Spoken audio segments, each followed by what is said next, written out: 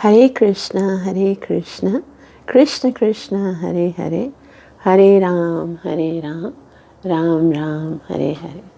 हरे कृष्ण कृष्ण कृष्ण हरे हरे, हरे राम राम राम हरे हरे। ग्रंथ राज श्रीमद् भागवतम महापुराण की जय हो। कली पावन अवतार चैतन्य महाप्रभु की जय हो। नित्य लीला प्रवेश अभय चरणारविंद भक्ति वेदांत स्वामी श्रीला प्रभुपाद की जय हो। Shrimad Bhagavatam canto 4 chapter number 8 verse number 42 से आज हम प्रारंभ करेंगे। इस आध्यात्मिक जगत में प्रवेश करने से पहले गुरु और गौरंग से कृपा की याचना करते हुए मंगलाचरण करेंगे, ताकि हम जो कुछ श्रवण करने वाले हैं उसका हमें पूरा लाभ प्राप्त हो सके, जो कि है कृष्ण प्रेम की प्राप्ति। गुरवे गौरचंद्राय राधिकाय तदालये कृष्णाय कृष्ण भक्ताय तद्भक्ताय नमो नमः। नारायणं नमस्कृत्य नरं चैव नरोत्तमं देवीं सरस्वतीं व्यासं ततो जयमुदीरये।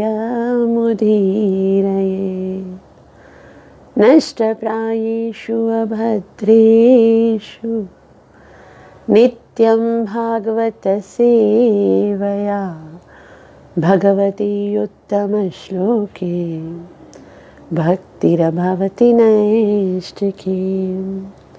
पंचतत्त्वात्मकं कृष्णं भक्तरूपस्वरूपकं भक्तावतारभक्ताख्यं नमामि भक्तशक्तिकम्। जय श्री कृष्ण चैतन्य प्रभु नित्यानंदा श्री अद्वैत गदाधर श्रीवासदि गौर भक्तवृंद। हरे कृष्ण कृष्ण कृष्ण हरे हरे, हरे राम राम राम हरे हरे। ग्रंथराज श्रीमद् भागवतम महापुराण की जय। कैंटो 4 चैप्टर नंबर 8, जिसका शीर्षक है ध्रुव महाराज का गृह त्याग तथा वनगमन। हमने देखा ध्रुव महाराज अपने घर को त्याग कर वन के लिए निकल पड़े। नारद मुनि से भेंट हुई। नारद मुनि ने पहले तो बहुत समझाया कि बेटा बहुत कठिन है, भगवान को प्राप्त करना कोई सरल बात नहीं। बड़े बड़े मुनिजन भी बहुत कठोर तपस्या करते हैं तो भी उन्हें भगवत दर्शन नहीं होते हैं।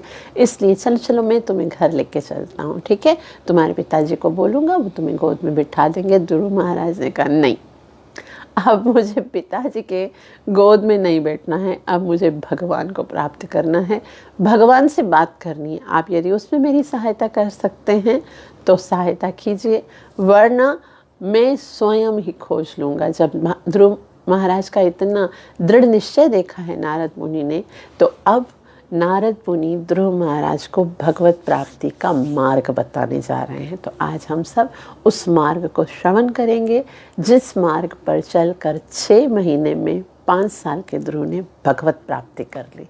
बहुत ही सुंदर श्लोक है।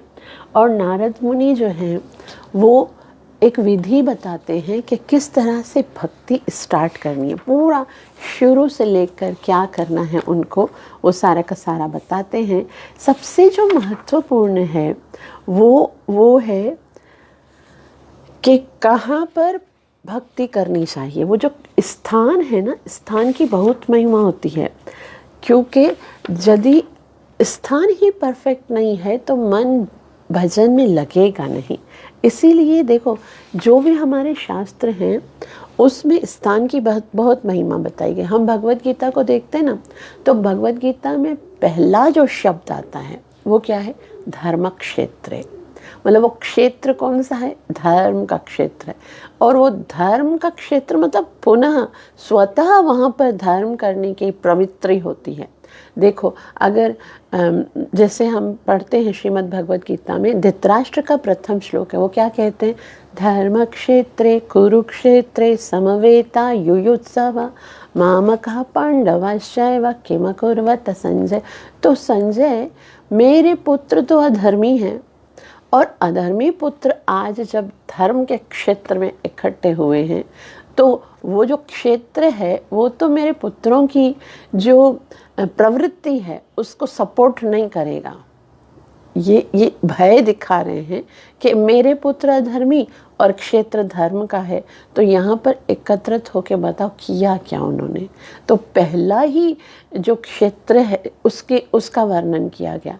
और भागवतम का भी यदि हम देखें तो भागवतम में भी सारे ऋषि मुनि जो हैं वो नैमिक शारणीय तीर्थ में आकर एकत्रित हुए। कहीं पर भी हो सकते थे, लेकिन स्थान जो है वो बहुत महत्वपूर्ण होता है, क्योंकि कुछ स्थान ऐसे होते हैं जहाँ पर मन स्वतः भगवान में रमता है।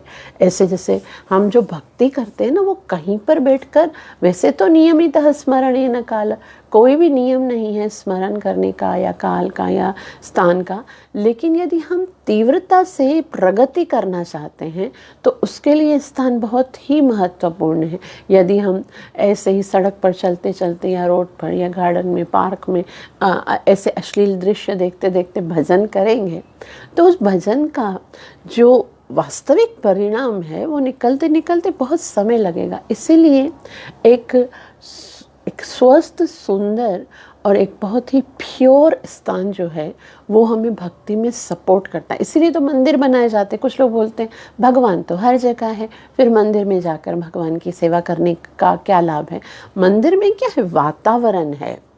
वो वातावरण आपको भक्ति करने में सपोर्ट करता है, इसीलिए मंदिर जाते हैं। क्योंकि और ऐसे जो पुण्य स्थान होते हैं, जैसे हम पढ़ते हैं कि हरिदास ठाकुर जिस जगह पर भजन करते थे, अभी हरिदास ठाकुर जिस जगह पर भजन करते थे 3 लाख बार, सिद्ध बकुल कहा जाता है ना, वो सिद्ध बकुल का जो ट्री है उसके नीचे आज भी बोला जाता है कि आप वहाँ पर बैठ के यदि नाम जप करते हो तो आपका नाम सिद्ध हो जाता है।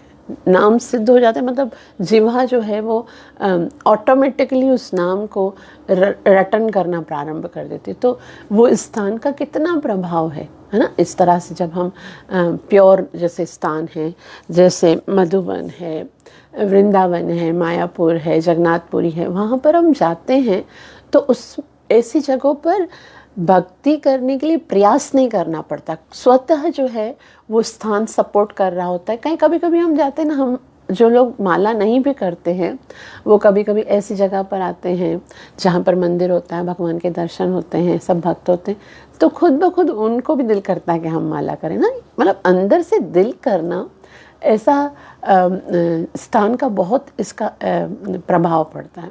तो इसीलिए नारद मुनि जो है वो सबसे पहले ध्रुव महाराज को स्थान का वर्णन करते हैं। आज हम श्लोक नंबर 42 से प्रारंभ करेंगे। एक बार फिर से निवेदन है, जिसके पास भागवतम है वो भागवतम को रीड करें मेरे साथ, ताकि जो हमारे पास शब्द होते हैं ना उनको जब हम देखते हैं तो उसका प्रभाव पड़ता है। तो और आपको समझ में भी आ रहा होगा कि हम किस तरह से कहाँ से, क्योंकि हम लोग तो कंटिन्यूस डेली रीडिंग करते हैं ना।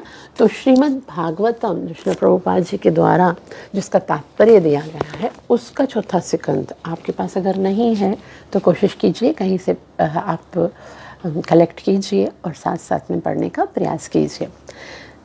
श्लोक नंबर 42। तत्तात गच्छ भद्रं ते यमुनायास्तटं शुचि पुण्यं मधुवनं यत्र सानिध्यं नित्यदा हरे। तत्तात गच्छं भद्रं ते। अब पहले से ही नारद मुनि जो है वो ध्रुव महाराज को आशीर्वाद देते हैं कि मैं अब तुम्हें जहाँ पर भेज रहा हूँ और जो कार्य करने के लिए प्रारंभ करने के लिए कह रहा हूँ उससे तुम्हारा भद्रम होगा, तुम्हारा कल्याण होगा। जब गुरु महाराज अपने शिष्य के कोई दृढ़ता से प्रसन्न होते हैं तो हृदय से एक आशीर्वाद निकलता है, और जब ये आशीर्वाद निकलता है तो शिष्य जो है वो भक्ति में उन्नति करने लगता है। इसीलिए भगवान प्रसन्न हो या न हो, हमें अपनी चेष्टाओं से गुरु को प्रसन्न करना चाहिए। गुरु प्रसन्न हो जाएंगे ना, उनके आशीर्वाद से भगवान तो प्रसन्न होंगे ही। तो नारद मुनि कहते हैं तत्ताच गच्छ, तत्तात गच्छ, गच्छ माना जाओ, अब निकलो, अब मैंने देख लिया है कि तुम्हारा संकल्प दृढ़ है, अब निकलो। कहाँ जाना है? भद्रम ते, आपका कल्याण हो। और जाना कहाँ? यमुना तटम शुचि, यमुना के तट पर। यमुना, अभी यमुना में जैसे बहुत बड़ा तट है ना, अब यमुनोत्री से लेकर प्रयागराज तक इतना बड़ा स्थान है, तो कहाँ पर जाऊँ? सपोज वो पूछें, पता हो कि भाई यमुना का तट एक तो नहीं है ना, कोई स्पेसिफिक जगह बताइए कहाँ पर जाना है। तो वो कहते पुण्यम मधुवनम यत्र, जहाँ पर मधुवन है। अभी ये मधुवन जो है वो ऐसा बताया जाता है कि वृंदावन में 12 वन हैं और उन 12 वनों के अलग अलग नाम हैं। तो एक वन जिसका नाम मधुवन है, तो वहाँ पर जाकर आपको तपस्या प्रारंभ करनी। और वो वन कैसा है? पुण्यम, पुण्यम है अर्थात वो बहुत पवित्र है। तो पवित्र कोई कैसे हो सकता? मतलब स्थान तो स्थान है, वो पवित्र कैसे है? तो वो कहते हैं सानिध्यम नित्यदा हरे, वो ऐसा स्थान है जहाँ पर कंटिन्यूअस हरि का सानिध्य है। हरि का क्या मतलब है?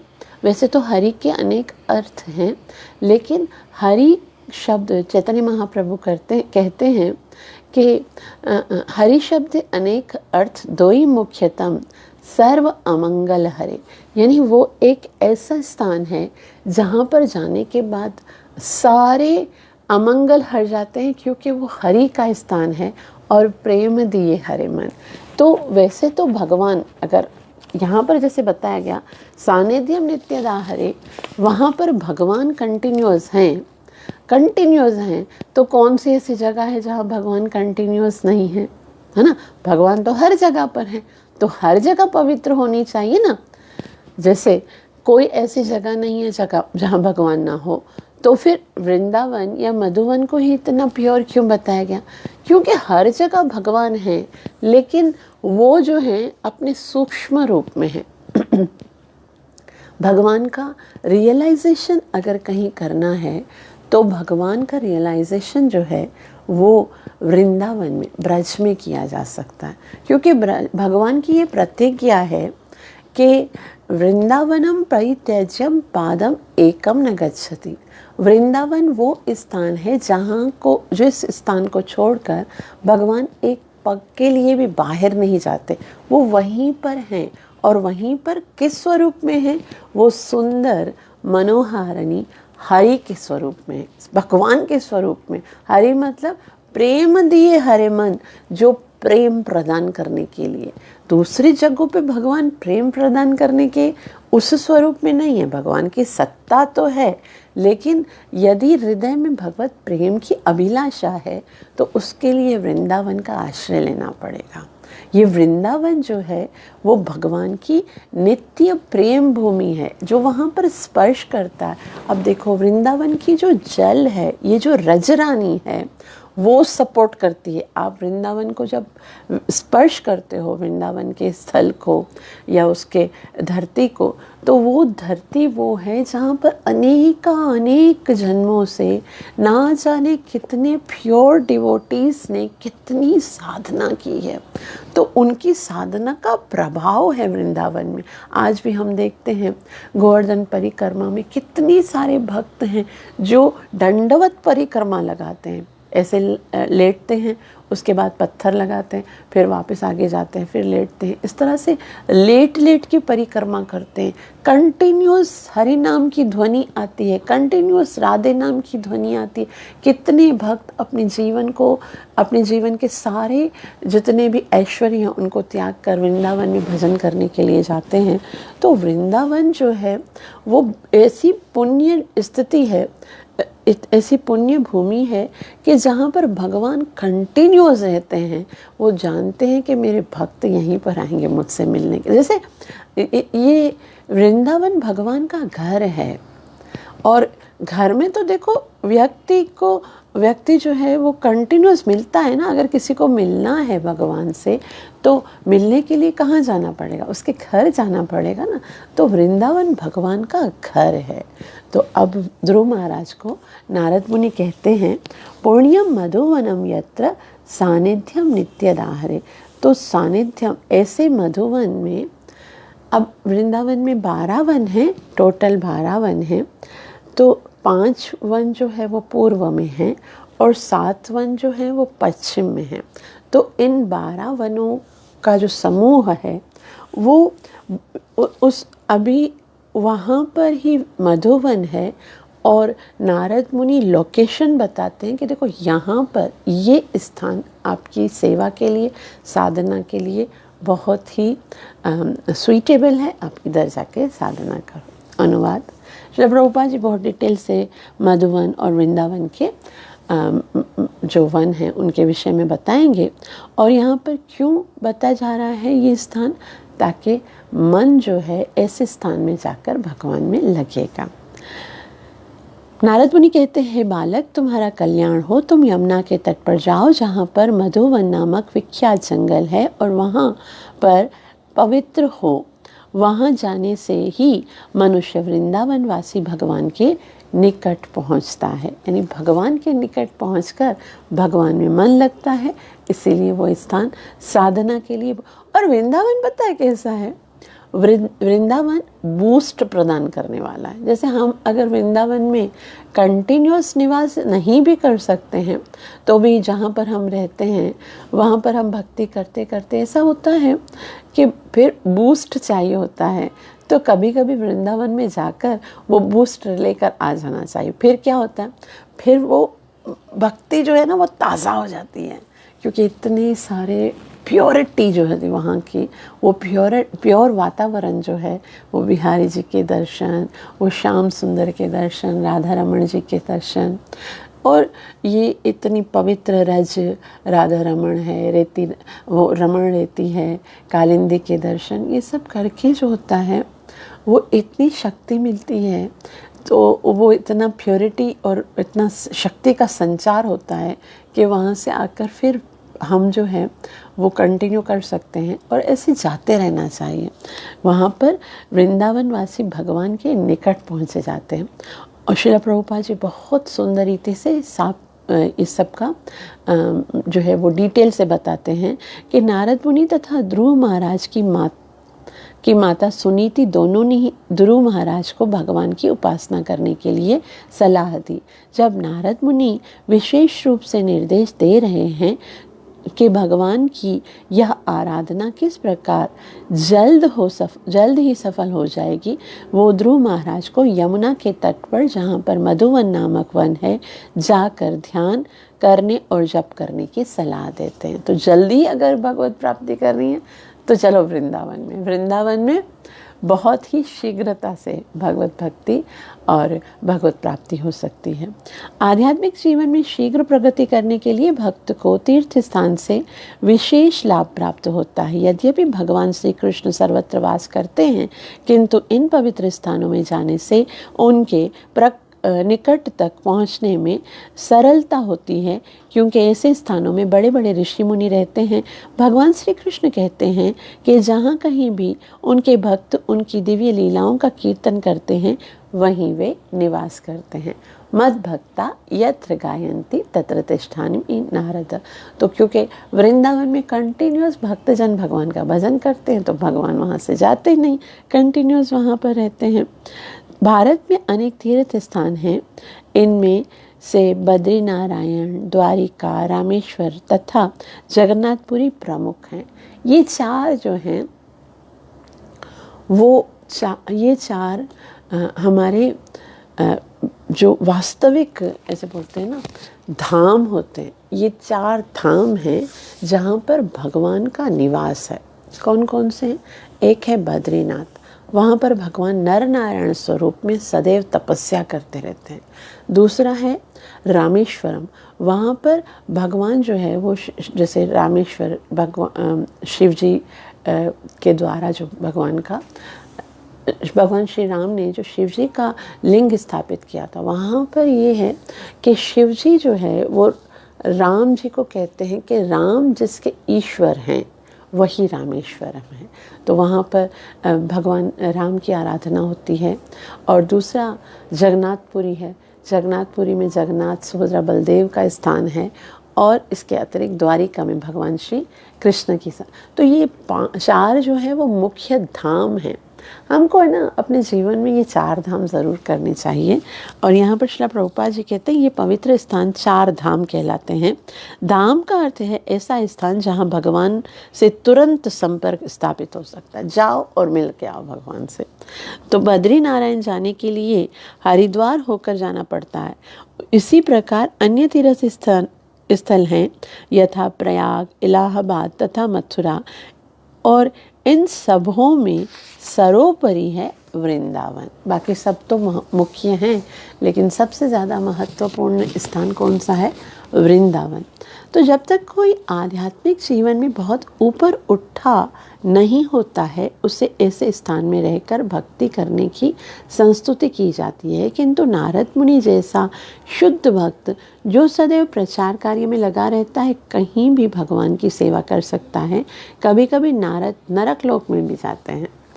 तो यहाँ श्रील प्रभुपाद जी बोलते हैं कि जो हम जैसे कनिष्ठ लोग हैं, उनका हर जगह भगवान में मन नहीं लगता, तो उनको तो स्पेशल स्थान का चयन करना चाहिए, वहीं पर जाकर सेवा करनी चाहिए।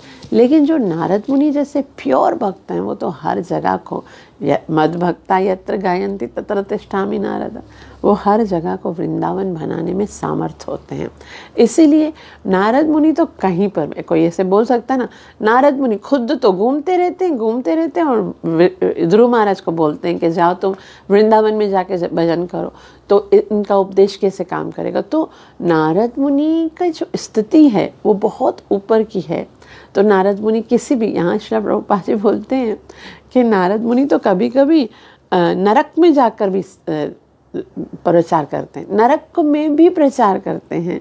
तो नारद मुनि जैसे भक्त जो हैं वो, उनका किसी के साथ कंपेयर नहीं है। यहाँ श्री प्रभुपाद जी आगे कहते हैं कि उन्हें नारकीय अवस्थाएं प्रभावित नहीं करती, क्योंकि वे भक्ति के अत्यंत उत्तरदायित्वपूर्ण कार्य में व्यस्त रहते हैं। नारद मुनि के अनुसार अभी उनको है ना नरक की स्थिति प्रभावित नहीं कर सकती। हम तो नरक में जाएंगे, भजन भूल जाएंगे, क्योंकि नरक में जो वो वातावरण ऐसा है ही नहीं कि नाम भजन हो सके। वहाँ पर केवल कष्ट हैं, उन कष्टों को देखकर हृदय कांप जाएगा, और हमको साधना करना जो है सरल नहीं होगा। और स्वर्ग में जो है वो इतनी अय्याशी है, इतनी लग्जरियस लाइफ है कि वहाँ पर भी भजन नहीं होगा। इसीलिए मधुवन का चयन करना चाहिए, इसीलिए वृंदावन का चयन करना चाहिए। भगवान से कभी भूलना भी चाहिए ना, तो बोलना चाहिए मुझे वृंदावन का वास दे दो, ऐसी कृपा करो श्री राधे, दीजो वृंदावन को वास। श्रीमती राधा रानी से सदैव प्रार्थना करनी चाहिए कि मुझे वृंदावन बुलाओ, ताकि मैं अपनी साधना कर सकूं, ताकि मैं कृष्ण से भेंट कर सकूं, ताकि मैं अच्छे से नाम जप कर सकूं। तो यहाँ नारद मुनि के विषय में बताते हैं श्रील प्रभुपाद जी कि नारद मुनि के अनुसार वृंदावन जो मथुरा जिले के वृंदावन क्षेत्र में स्थित है, सबसे अधिक पवित्र स्थान है। आज भी अनेक साधु पुरुष वहाँ पर रहकर भगवान की भक्ति करते हैं। वृंदावन क्षेत्र में 12 वन हैं और मधुवन इनमें से एक है। भारत भर के तीर्थयात्री एकत्र होकर इन 12 वनों का दर्शन करते हैं। इनमें से 5 वन यमुना के पूर्वी तट पर है, और 5 वन जो पूर्वी तट पर हैं उनके नाम बताते हैं। भद्रवन और विलवन, लौहवन, भांडीरवन तथा महावन, ये 5 पूर्वी तट पर हैं। और यमुना के पश्चिमी तट पर 7 वन हैं जो इस प्रकार हैं: मधुवन, तालवन, मुकुंदवन, बहुलावन, काम्यवन, खदेर वन तथा वृंदावन। इन 12 वनों में विभिन्न घाट हैं जिनके नाम इस प्रकार हैं। खाली इन वनों के, इन घाटों के नाम पढ़ने से, जब हम नाम श्रवण करते हैं ना, उससे भी पवित्रता प्राप्त होती है। इसलिए श्रील प्रभुपाद जी ने सबके नाम लिखे हैं। पहले तो ये 12 वनों के नाम लिखे, उसके बाद इन वनों के अंदर जो जो घाट हैं उनके भी नाम लिखे हैं।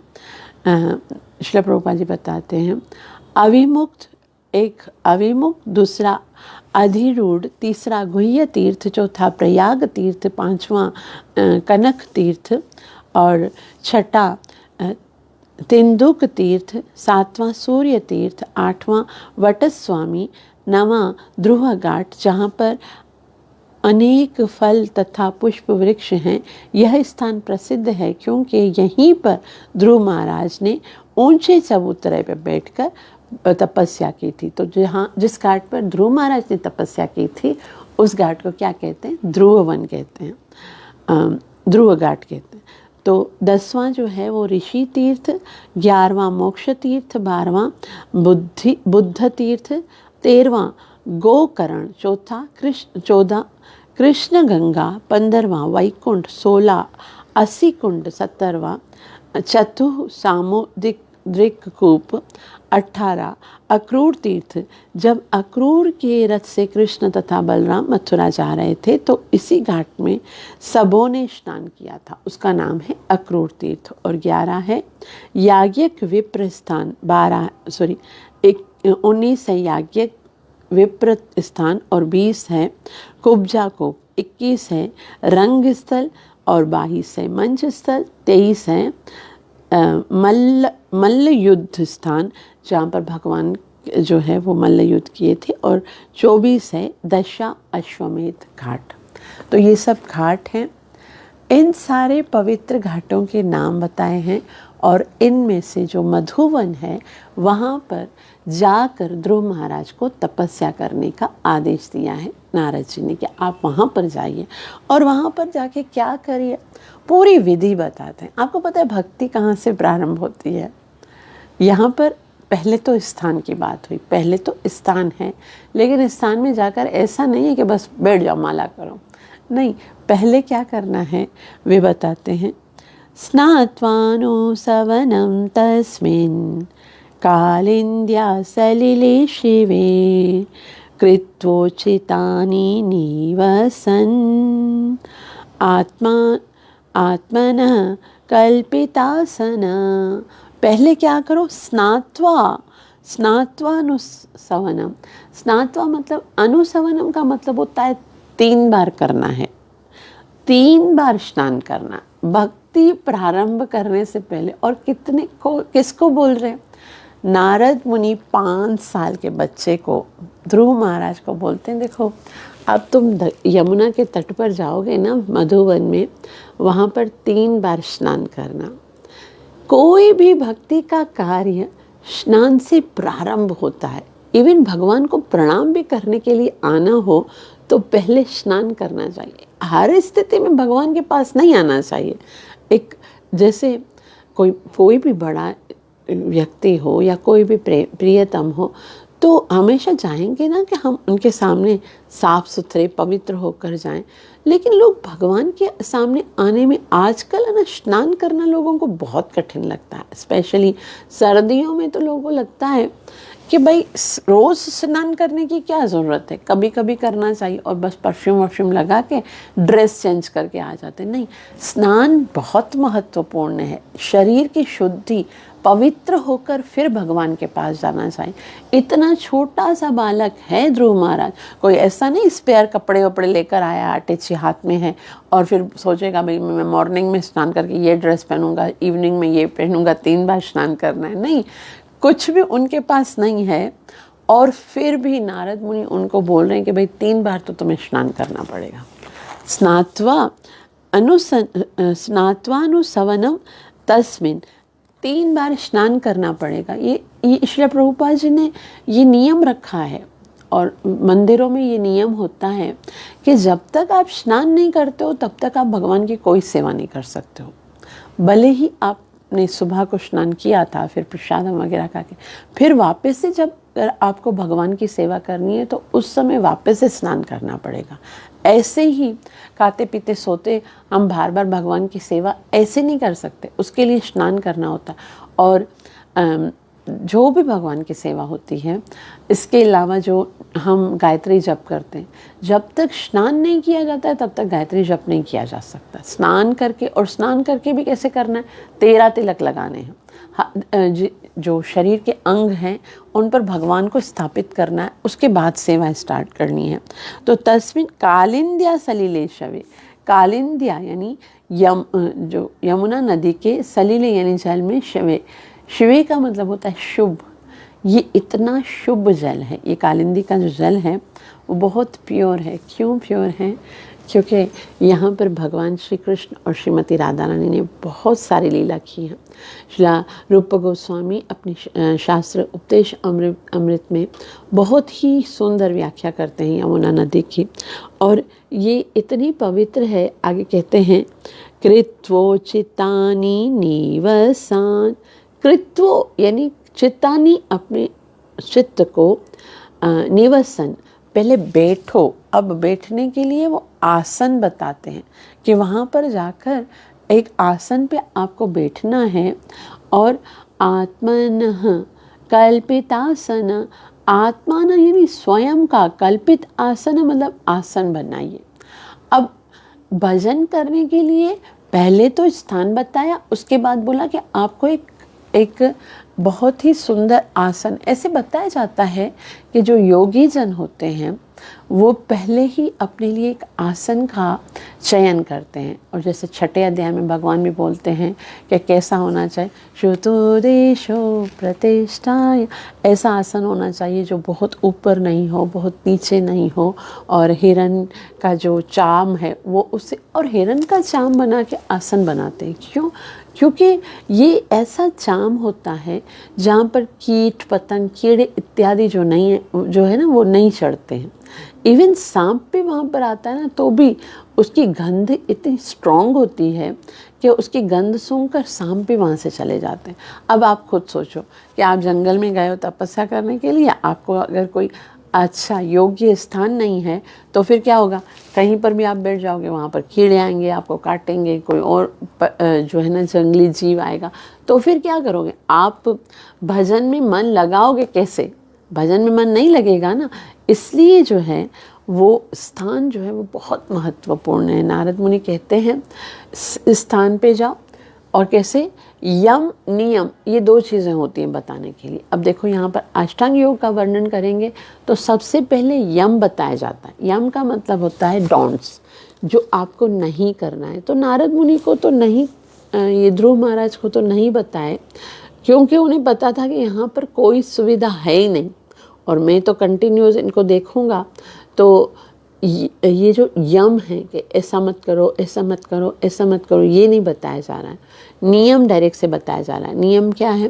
पहले स्नान करो, स्नान करके फिर आसन पर बैठो। कुछ लोग ऐसे ढीले ढाले होकर भजन करते हैं, ऐसे बैठे हैं टांग ऊपर करके और ऐसे नाम जप कर रहे होते हैं। ऐसे भजन नहीं होता है।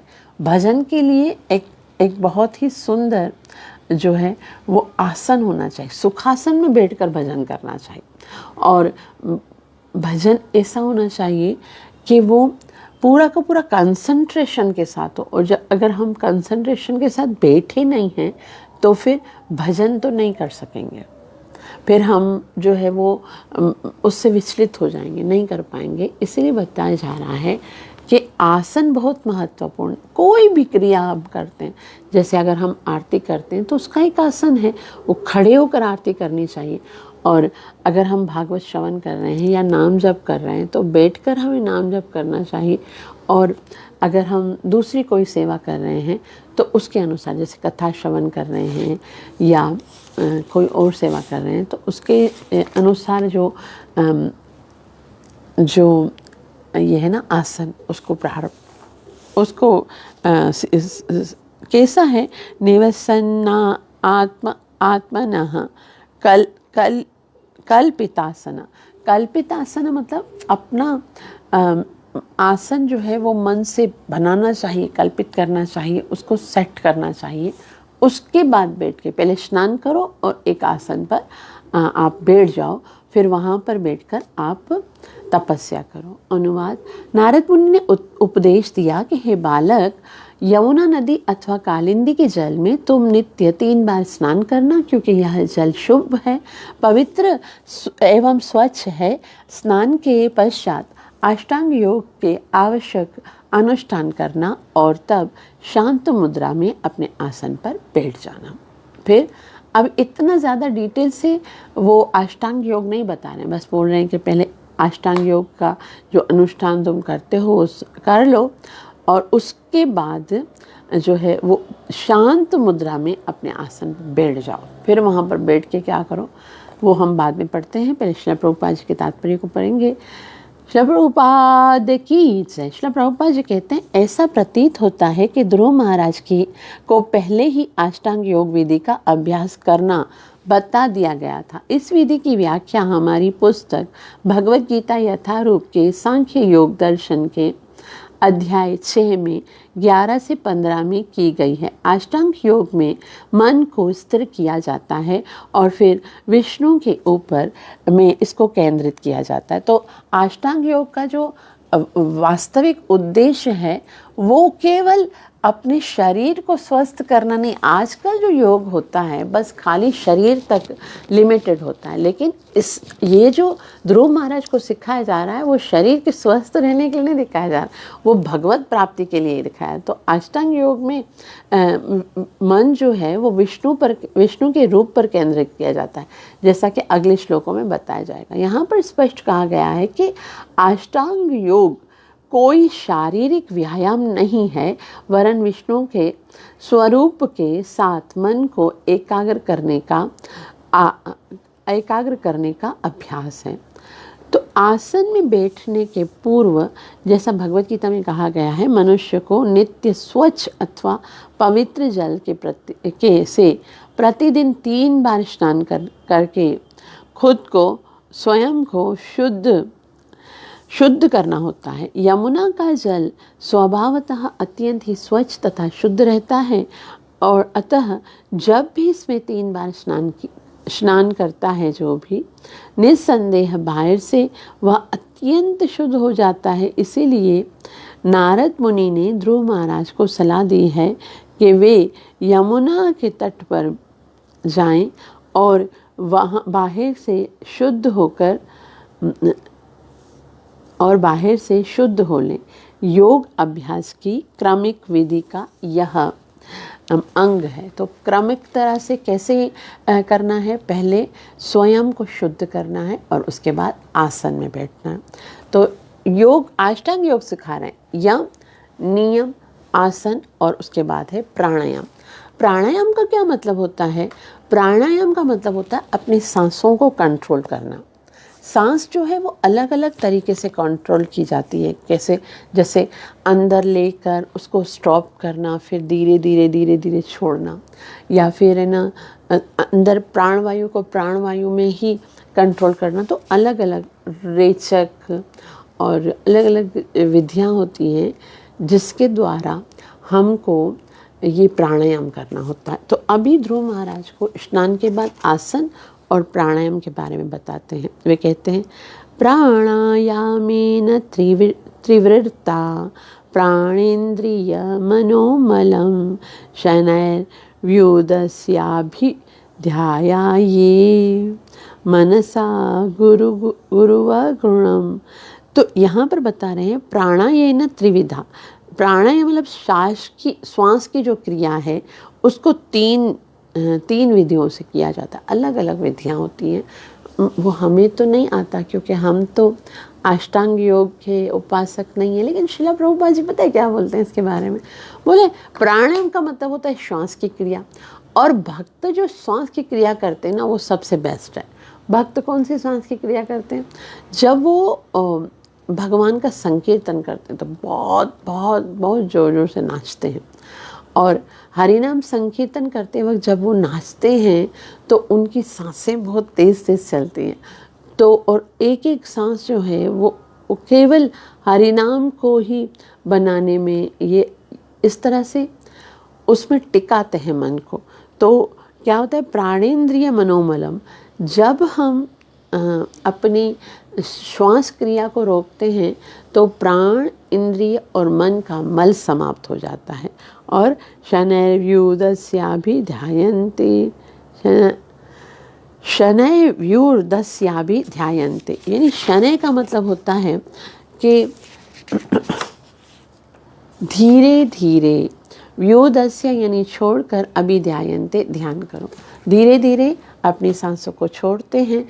और मनसा गुरुणा गुरु, गुरु यहाँ पर लिखा गया है ना, गुरु का मतलब तो गुरु होता है, लेकिन कई कई स्थान पे गुरु का मतलब ईश्वर होता है, क्योंकि कृष्णम वंदे जगत गुरु, कृष्ण ही जगत के गुरु हैं।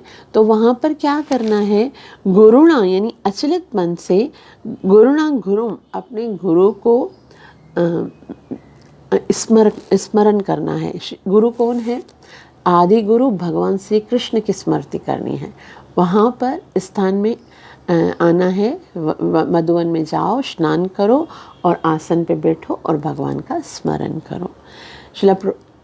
अनुवाद, आसन ग्रहण करने के पश्चात तुम 3 प्रकार से प्राणायाम करना और इस प्रकार धीरे धीरे प्राणवायु, मन तथा इंद्रियों को वश में करना। अपने को समस्त भौतिक कल्मश से मुक्त करके तुम जो है अत्यंत धैर्यपूर्वक भगवान का ध्यान प्रारंभ करना। तो मन जो है वो एकाग्र करने की विधि बताते हैं कि यहाँ पर जाओ और वहाँ पर स्नान करो, आसन पर बैठो और मन को भगवान में लगाओ। श्रील प्रभुपाद जी कहते हैं, श्लोक में संक्षेप में हमारी योग विधि वर्णित है और मन को विचलित होने से रोकने के लिए प्राणायाम पर विशेष बल दिया जाता है।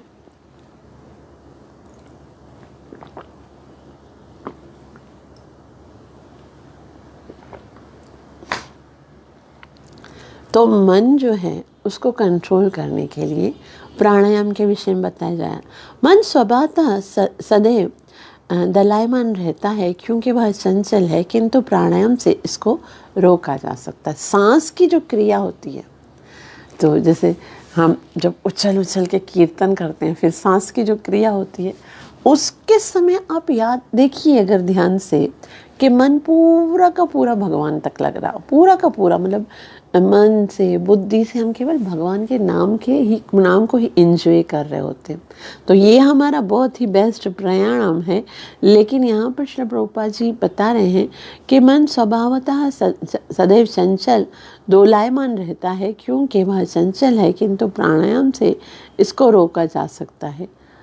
तो लाखों वर्षों पूर्व जब ध्रुव महाराज ने प्राणायाम का अभ्यास किया तो उस समय मन को इस प्रकार वश में करना संभव रहा होगा, किंतु आज के समय में तो कीर्तन द्वारा मन को सीधे भगवान के चरण कमलों में स्थिर करना होता है। हरे कृष्ण महामंत्र का जप करके मनुष्य तुरंत ही शब्दोच्चार में केंद्रित होकर भगवान के चरण कमल का चिंतन करता है और शीघ्र ही वह समाधि की दशा को प्राप्त कर देता है। तो यहाँ पर श्री प्रभुपाद जी बोलते हैं, जो ध्रुव महाराज को बताया ना, वो हमारे लिए आज प्रैक्टिकल नहीं है, उस समय होगा ये प्राणायाम का जो सीन है, वहाँ पर बैठकर श्वास की क्रिया को करना। आज के लिए प्रैक्टिकल अगर कुछ है ना, तो बस संकीर्तन है। इसीलिए यज्ञ संकीर्तन प्राय ही यजंती ही सुमेधसा। जो बुद्धिमान व्यक्ति हैं वो कुछ नहीं करते, वो क्या करते, भक्तों को बुलाओ, मृदंग बजाओ, कीर्ताल बजाओ, हरि नाम जप करो, हरे कृष्ण कृष्ण कृष्ण हरे हरे, हरे राम। बस ये महामंत्र इतना रटना है, जितना बोलेंगे उतना मन भगवान में लगेगा। बस इसी तरह से यही एकमात्र साधन है। कलैव नास्तैव गतिरन्यथा, और कोई तरीका नहीं है। इसलिए हमको ना संकीर्तन की एक टीम बनानी चाहिए। टीम बना के बस ऐसा एक रोज़ाना नहीं कर सकते तो वंस अ वीक बैठ के जमा के कीर्तन करना चाहिए। कीर्तन के टाइम पर बस कीर्तन होना चाहिए और पूरा का पूरा केंद्रित होना चाहिए मन उसके अंदर। और इससे सुंदर प्राणायाम और कोई नहीं है, इससे सुंदर साधना और कोई नहीं है, क्योंकि कीर्तन जो है उसके द्वारा भगवान बहुत प्रसन्न होते हैं और ये सारी विधियां भगवान को प्रसन्न करने के लिए। तो यहाँ श्रील प्रभुपाद जी कहते हैं कि हरे कृष्ण महामंत्र का जप करके मनुष्य तुरंत ही शब्दोच्चार में केंद्रित होकर भगवान के चरण कमलों का चिंतन करता है और शीघ्र ही वह समाधि की दशा को प्राप्त कर लेता है। दूसरा जो अष्टांग योग है उसमें समाधि बहुत दूर दूर तक आएगी। यम, नियम, आसन, प्राणायाम, धारणा, ध्यान, फिर समाधि आएगी। लेकिन यहाँ पर क्या, कीर्तन देन डायरेक्ट समाधि। कीर्तन के फौरन यहाँ श्रील प्रभुपाद जी बता रहे हैं कि कीर्तन के टाइम पर भगवान मन जो है वो भगवान में लगेगा और शीघ्र ही समाधि की दशा में आ जाएंगे। यदि कोई भगवान के पवित्र नामों का कीर्तन करता रहे तो स्वाभाविक है कि उसका मन भगवान के विचार में मग्न हो जाए, क्योंकि भगवान के नाम भगवान से भिन्न नहीं है। अभिन्नत्वान नाम नामिनो, जैसा पावर भगवान में है ऐसा भगवान के नाम में है। तो यहाँ पर संस्तुति की गई है कि ध्रुव महाराज परम गुरु का ध्यान करें, परम गुरु का यानी भगवान का ध्यान करें। तो परम गुरु तो श्री कृष्ण हैं जो चैत्य गुरु कहलाते हैं, जिसका अर्थ है कि परमात्मा जो प्रत्येक प्राणी के हृदय में स्थित है। जैसा कि श्रीमद् भगवद गीता में कह दिया गया है कि परमात्मा अंतर से सहायता करते हैं और गुरु भेज देते हैं जो बाहर से सहायता करते हैं। गुरु तो चैतन्य गुरु अर्थात चैत्य गुरु अर्थात प्रत्येक के हृदय में स्थित परमात्मा का बाह्य प्राकट्य है। तो चैत्य गुरु कौन है? वो भगवान है जो हृदय में बैठे हुए हैं, हमको ज्ञान देते हैं, उसका ध्यान करना है। और उसी गुरु का जो प्रतिनिधि है वो हमारा बाह्य गुरु होते। तो जिस विधि से हम भौतिक वस्तुओं के प्रति अपने विचारों का परित्याग करते हैं वह प्रत्याहार कहलाता है। प्रत्याहार मतलब भौतिक वस्तुओं का परित्याग, जिसमें समस्त भौतिक विचारों तथा व्यापारों से मुक्त होना सम्मिलित है। इस श्लोक में प्रयुक्त अभिध्यायेत शब्द सूचित करता है कि जब तक मनुष्य का मन स्थिर नहीं हो जाता है तब तक वह ध्यान नहीं कर सकता है। मन को पहले स्थिर करना होगा, उसके बाद ध्यान करेंगे। और अतः निष्कर्ष यह निकलता है कि ध्यान का अर्थ है कि अंतः में भगवान के विषयों में सोचना। अगर हम हृदय में भगवान के विषय में सोच रहे हैं तो समझो ध्यान हमारा पक्का है। चाहे अष्टांग योग से यह अवस्था प्राप्त की जाए या इस कलयुग में शास्त्रों के द्वारा बताई गई नाम संकीर्तन की विधि से प्राप्त किया जाए, दोनों ही का उद्देश्य भगवान के विषय में ध्यान करना है। तो मेन तो ये है कि हम भगवान का ध्यान करें। तो पहले ध्रुव महाराज को तो कैसे बताया जा रहा है कि आप कैसे करो, आप जो है वो मन में प्राणायाम करो और मन में भगवान ध्यान करो। लेकिन हमारे लिए क्या है, संकीर्तन विधि है। तो रिजल्ट को देखना है कि रिजल्ट का क्या होना चाहिए कि मन में भगवान का जो है वो वास हो जाए। और यहाँ पर अब ध्रुव महाराज को श्लोक नंबर 45 में भगवान के स्वरूप का वर्णन किया जा रहा है कि भगवान का कौन सा स्वरूप है जिसका आपको ध्यान करना। तो ये जो है बहुत ही सुंदर स्वरूप है। 45 से प्रारंभ होगा और ये हम कल पढ़ेंगे।